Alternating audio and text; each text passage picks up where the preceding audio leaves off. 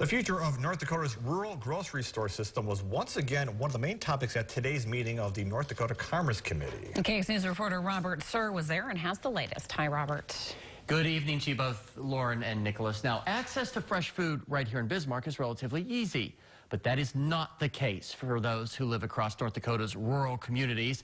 But now there's new hope for those rural grocery stores that are in danger of closing.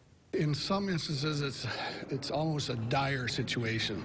North Dakota's rural grocers are in trouble. In fact, according to the State Grocers Association, they're losing stores at an alarming rate, meaning some consumers need to travel further and further to buy fresh meat and produce.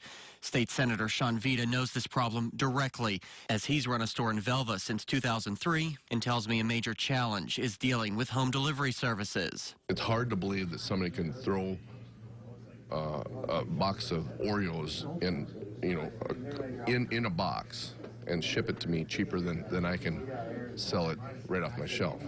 Another major problem is dollar stores, which offer plenty of grocery items but almost no produce or meat.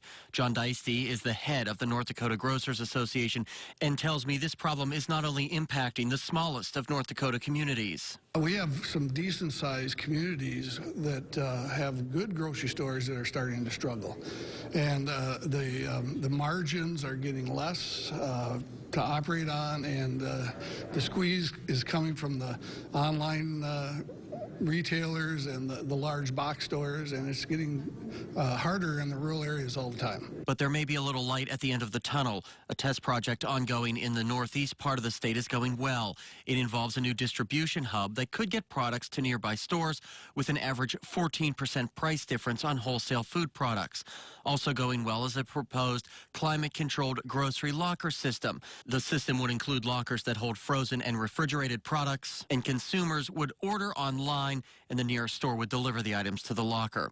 Though it may seem convenient, just tossing a bunch of dollar stores in small towns is not the solution. Those corporate decisions that are made, once a town gets to the point to where it isn't viable for them to be there, they just pull up their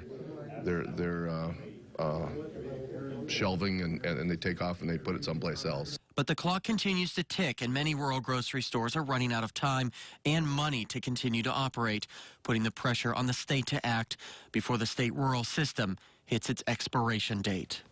Now, guys, I can't stress enough that there are many more layers to this onion.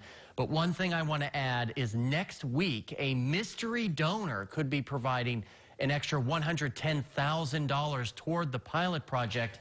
And if all goes well, the committee hopes to have a concrete plan in place by the 2021 session. Wow, very interesting. Okay, Robert Suhr, thank you very much. Stay tuned.